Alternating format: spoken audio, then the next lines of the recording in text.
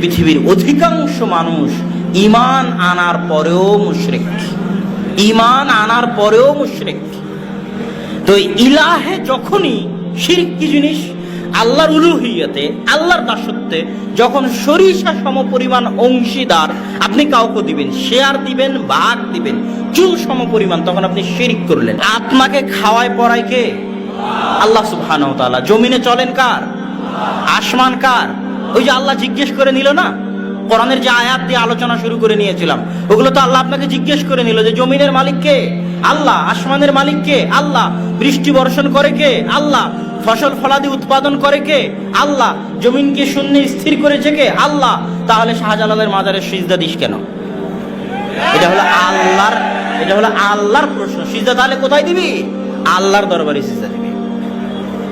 তাহলে তাবিজ গায়ে লাগাস কেন? এটা আল্লাহ জিজ্ঞাসা। সৃষ্টিকর্তা যদি আল্লাহ হয়, রিজিক দাতা যদি আল্লাহ হয়, তো আরোগ্য দানকারী কে? আল্লাহ সুবহানাহু ওয়া তাআলা। তাহলে তুই হাতের রাশি পরীক্ষা করিস কেন?